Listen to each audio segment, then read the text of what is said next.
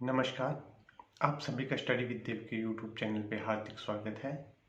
आज हमारा टॉपिक रहेगा राजस्थान ज्योग्राफी में राज्य गीत केसरिया बालम। चलिए वीडियो स्टार्ट करते हैं। तो आज हम बात करने वाले हैं राज्य गीत केसरिया बालम के बारे में। केसरिया बालम मारवाड़ क्षेत्र का लोक गीत है। ये इसकी गायन शैली मांड है और यह एक पीर है और रजवाड़ी गीत शास्त्रियों के द्वारा गाए जाने वाला गीत है। इस गीत को राजस्थान में आने वाले विशेष अतिथियों के आगमन पर इस गीत को गाया जाता है। तो हमारा यहाँ पे पहला क्वेश्चन ये बनता है कि राजस्थान में जो विशेष अतिथि आते हैं उनके आगमन पे कौन सा गीत गाया जाता है। तो अतिथियों के आगमन पर केसरिया बालम गीत गाया जाता है। इम्पोर्टेंट है, अक्सर एग्जाम्स में डायरेक्ट क्वेश्चन पूछ लिया जाता है कि राजस्थान में आने वाले विशेष अतिथियों के आगमन पर कौन सा गीत गाया जाता है। इसी तरह हमारा नेक्स्ट क्वेश्चन बनता है कि केसरिया बालम गीत को सर्वप्रथम उदयपुर की मांगी बाई द्वारा गाया गया था।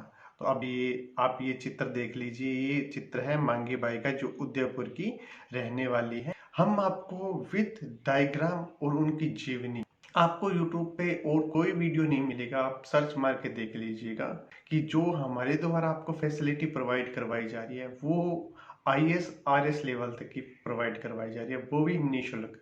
तो हमारा सिर्फ आपसे एक ही आग्रह रहेगा कि आप इस वीडियो को ज़्यादा से ज़्यादा लाइक करें, अपने दोस्तों में से शेयर कीजिए। आगे स्टार्ट करते हैं कि मांगी बाई द्वारा उदयपुर की रहने वाली थी और उन्होंने केसरिया बालम गीत सबसे पहले गाया था। दूसरा हमारा क्वेश्चन बनता है कि अंतर्राष्ट्रीय ख्याति दिलाने का श्रेय बीकानेर की अल्लाह जिल्ला बाई को जाता है। किसको जाता है? अल्लाह जिल्ला बाई को, जो एक अंतर्राष्ट्रीय ख्याति यानी कि राजस्थान का ये लोकगीत, इसको क्या किया, राज्य गीत को क्या किया, इन्होंने विदेश में इसका प्रचार प्रसार किया। तो उनका ये देखिए, ये एक डाक टिकट भी इन पे जारी हुआ है और इनका ये है अल्लाह जिल्ला बाई। आप इसे देख सकते हैं, ये है अल्लाह जिल्ला बाई। ठीक है, अब हम बात करते हैं कि अल्लाह जिल्ला बाई को राजस्थान की मरु कोकिला के नाम से जाना जाता है। क्वेश्चन पूछ लिया जाता है कि राजस्थान की मरु कोकिला किसे कहा जाता है। तो राजस्थान की मरु कोकिला के नाम से अल्लाह जिल्ला बाई को जाना जाता है। जो केसरिया बालम गीत है, इस गीत को मांड गायक शैली में गाया जाता है। अक्सर पूछ लिया जाता है कि मांड गायक शैली है क्या, तो उसमें ये गीत गाया जाता है। एक तस्वीर आपको यहाँ और दिखाई दे रही होगी, ये तस्वीर है गौरी देवी जी की, जो बीकानेर की रहने वाली है। ठीक है, दो गौरी देवी हुई है राजस्थान में, एक पाली की रहने वाली है और एक है बीकानेर की रहने वाली। ये किसी के साथ मिलकर केसरिया बालम गीत गाते हैं। अब हम बात करते हैं कि मांड गायक शैली होती क्या है, तो उसके बारे में हम बात करते हैं। तो मांड गायक शैली, मांड गायक की है क्या? राजस्थान में गायन की मूल पहचान मांड गायकी से होती है। यानी राजस्थान में पूछ लिया जाता है कि राजस्थान की गायकी की पहचान किससे होती है, तो उसका आंसर होगा कि मांड गायकी से राजस्थान की गायक शैली की पहचान होती है। इसी गायन शैली में राजस्थान के लोकगीत केसरिया बालम, आओनी पधारो मारे देश गाया गया है। गीत के नाम से ही हमें पता लग रहा है कि इसमें अतिथियों के आगमन पर गीत गाया जाता है। तो उसमें कहा भी जा रहा है कि केसरिया बालम आओनी पधारो मारा देश। ठीक है, गायन की शैली में श्रृंगार के साथ साथ ओज का भी भाव प्रकट होता है। ओज क्या होता है? जैसे कि ये गीत गाया जाता है तो उसमें उस अतिथि की बारे में बताया जाता है और अपनी संस्कृति के बारे में गीत के माध्यम से अतिथि को बात बताई जाती है कि हमारे राजस्थान में ये विशेषता है, यहाँ अतिथियों का कैसे स्वागत होता है। ठीक है, उसमें अपनी ओज यानी अपनी भावनाएं जुड़ी होती है। तो गायन की इस शैली में श्रृंगार के साथ साथ क्या होता है, ओज का भाव भी प्रकट होता है। इसी क्रम में जब क्या हुआ था, 10वीं सदी में जैसलमेर का जो क्षेत्र होता था उसे मांड कहा जाता था। अब ये मांड शैली आई कहाँ से, चलिए हम मैप पे चलते हैं। तो ये देखिए, ये हमारा राजस्थान का मानचित्र है और ये हमारा क्या है, जैसलमेर है। जो ये हिस्सा है, ये है हमारा जैसलमेर। और ये जैसलमेर में क्या हुआ, यहाँ पे मांड गायकी का ये क्षेत्र कहलाता है। तो पूछ लिया जाता है कि मांड गायकी का क्षेत्र कौन सा है राजस्थान में, तो मांड गायकी का राजस्थान में जैसलमेर क्षेत्र कहलाता है। इसी प्रकार हम बात करते हैं कि इस क्षेत्र में गाई जाने वाली राग, जो मैं बात कर रहा हूँ, जैसे मैं आपसे हिंदी में बात कर रहा हूँ, कुछ इंग्लिश में बात करते तो वो कहते हैं कि इंग्लिश में बात करें, उसी तरह जो गीत गाए जाते हैं उनकी भी भाषा होती है। तो जैसे पंजाबी गीत होते हैं तो वो रैप में गाते, जैसे हनी सिंह है वो रैप में गीत गाता है, वैसे ही हमारे जो कलाकार हैं सूफी संत हुए, तो जो जैसलमेर में लोक गीत गाए जाते हैं ना, वो जो राग होती है तो उस राग का नाम मांड राग। तो ये आपको समझ आ गया होगा कि 10वीं सदी में जैसलमेर क्षेत्र को मांड कहा जाता था, यह कहलाता था क्षेत्रफल, और जो जैसलमेर का क्षेत्र है वहाँ के लोग जो राग गाते थे उसे मांड राग कहा जाता था। आपको ये दोनों पॉइंट अच्छे से क्लियर हो गया होंगे। इसी प्रकार मांड गायकी शास्त्रीय गायन की लोक शैली है। अक्सर एग्जाम्स में क्वेश्चन पूछ लिया जाता है कि मांड गायकी राजस्थान में कौन सी गायन की शैली है, तो कौन सी गायन की शैली है, शास्त्रीय गायन की शैली है। इसी क्रम में राजस्थान में मांड गायकी की निम्न शैलियां हैं, 4 शैलियां पाई जाती हैं। तो सबसे पहली शैली पाई जाती है, ये देखिए, ये मानचित्र में आ जाइए। सबसे पहले उत्पत्ति हुई जैसलमेर में, तो जैसलमेर मांड गायकी होगी, ठीक है। उसके साथ लगता है हमारा बीकानेर, तो बीकानेर मांड गायन शैली होगी। उसके बाद में पास में लगता है जोधपुर, तो जोधपुर मांड गायन शैली होगी। तीनों तो आपको पता होगी। और राजस्थान की राजधानी है जयपुर, तो जयपुर मांड गायन, ठीक है। तो ये 4 मांड गायन क्या शैलियां हैं, तो आपको इसको याद रखना है। इन्हीं से एग्जाम्स में क्वेश्चन बनते हैं, पूछ लिया जाता है, ऑप्शन दे देंगे जैसलमेर, बीकानेर, जोधपुर और जयपुर, ठीक है। प्रसिद्ध ये कौन सी शैली है, तो कौन सी शैली है, यहाँ कौन सी शैली पाई जाती है, मांड गायक शैली पाई जाती है, तो याद रखिए। अब हम बात करते हैं कि मांड गायकों के नाम हमें पता होना चाहिए कि कौन कौन से हैं। सबसे पहले नाम आता है स्वर्गीय जहान अल्लाह जिल्लाबाई, जो बीकानेर की रहने वाली थी, उसकी तस्वीर मैंने आपको ऊपर दिखा दी है। दूसरी तस्वीर आती है स्वर्गीय गौरी देवी, जो क्या था, बीकानेर की रहने वाली थी, और इनकी तस्वीर ये थी, ये गायन गाते हुए इनकी तस्वीर है। तो आपको पता लग ही गया होगा ये गाते कैसे, बैठ के आराम से गाते। तीसरी आती है मांगी बाई, मांगी बाई जो उदयपुर की रहने वाली है, ठीक है। ये मांगी बाई का तस्वीर है, आपको यहाँ दिख रहा है, ये मांगी बाई की तस्वीर है, ये गा रही है, तो ये मांगी बाई उदयपुर की रहने वाली है। चौथी हम बात करते हैं गौरी देवी। एक तो स्वर्गीय गौरी देवी, एक गौरी देवी जो पाली के रहने वाली हैं, जो केसरिया बालम गीत गाती हैं। उनकी ये तस्वीर है, ये वर्द है। सभी जो महिलाएं हैं इनकी एज 60 प्लस है, सभी वर्द है। अब हम बात करते हैं जो वर्तमान में अक्सर एग्जाम्स में क्वेश्चन पूछ लिया जाएगा, तो उसके बारे में बात करते हैं।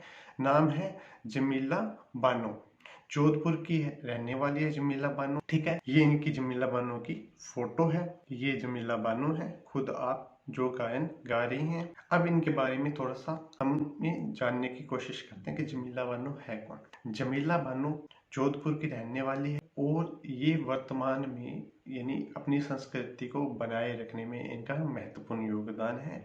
लोक संगीत की विधिवत शिक्षा जमीला बाई ने अपनी माता हजारा बाई से ग्रहण की थी। जोधपुर के महाराजा उमेद सिंह की दरबारी गायिका थी। कौन? इनकी माता जोधपुर के उमेद सिंह की दरबारी गायिका थी हजारा बाई, उन्हीं की लड़की है जमीला बानो।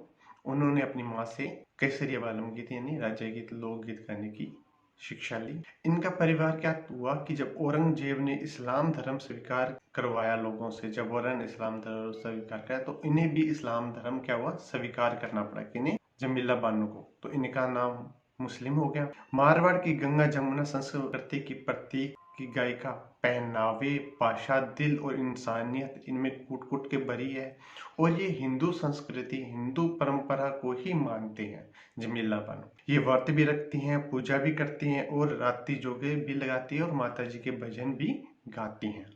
इनकी यूट्यूब पे आप गायन की वीडियो भी देख सकते हैं, उपलब्ध है। बहुत अच्छे अच्छे मैरिज के गाने वगैरह इनके गाए हुए हैं।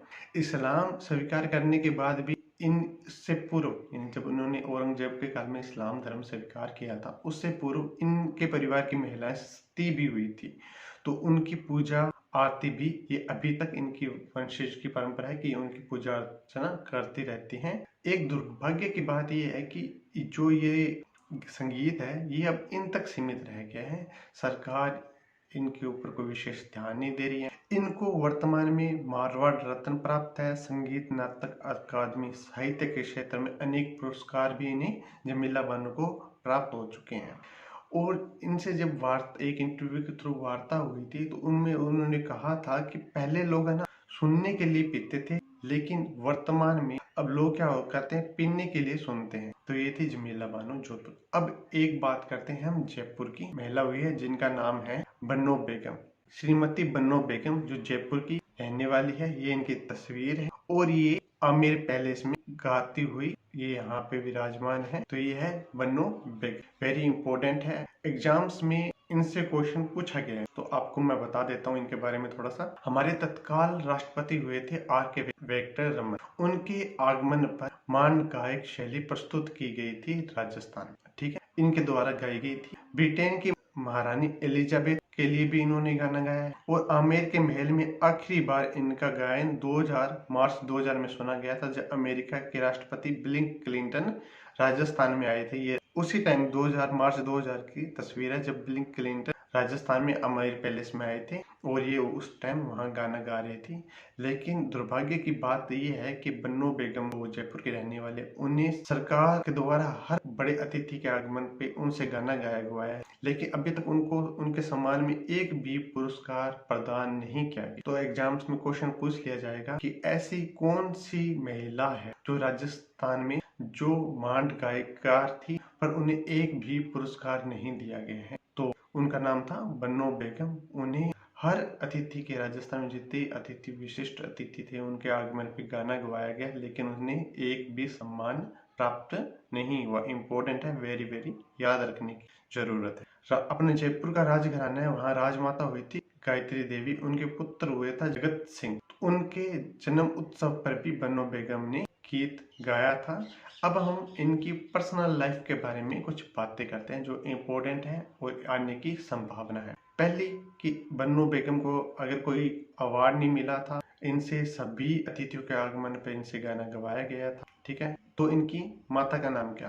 तो इनकी माता का नाम गोहर बाई हज्जर, वो भी एक गायकार थी। तो उनकी माता का नाम इम्पोर्टेंट है। और इनकी नानी थी, वो भी एक गायकार थी, उनका नाम था जेबर बाई, वो भी एक गायकार थी। और उनके पति का नाम था अब्दुल करीम, उनके पति का नाम था अब्दुल करीम। और इनके गुरु का नाम था हनुमान प्रसाद, जिनसे इन्होंने गायन की शिक्षा ली। किसकी शिक्षा ली?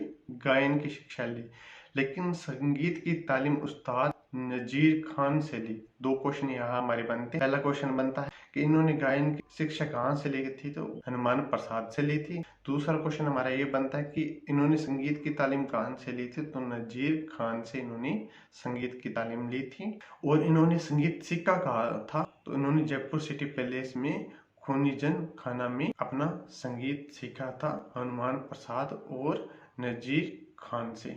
तो ये था हमारा आज का टॉपिक, केसरिया बालम, राजस्थान का राज्य गीत। आई होप आपको वीडियो अच्छा लगा होगा। अगर आप हमारे चैनल पे पहली बार आए हैं तो हमारे चैनल स्टडी विद देव को लाइक कीजिए, शेयर कीजिए। और आप इस वीडियो की PDF प्राप्त करना चाहते हैं तो हमारे टेलीग्राम चैनल स्टडी विद देव को ज्वाइन कीजिए, जहां पर करंट अफेयर और राजस्थान और India level RS IS level तक की जीके आपको निःशुल्क प्रोवाइड करवाई जाती है। आप हमारे फेसबुक पेज स्टडी विद देव पे भी हमें ज्वाइन कर सकते हैं। आप हमें इंस्टाग्राम पे जाके भी स्टडी विद देव 1 नाम से हमें फॉलो कर सकते हैं। हमारा ट्विटर अकाउंट है, आप वहाँ पे भी जाके हमें स्टडी विद देव नाम से फॉलो कर सकते हैं। तो मिलते हैं ऐसे ही रोचक वीडियो के साथ, तब तक के लिए खम्मा घनी। जय हिंद, जय भारत।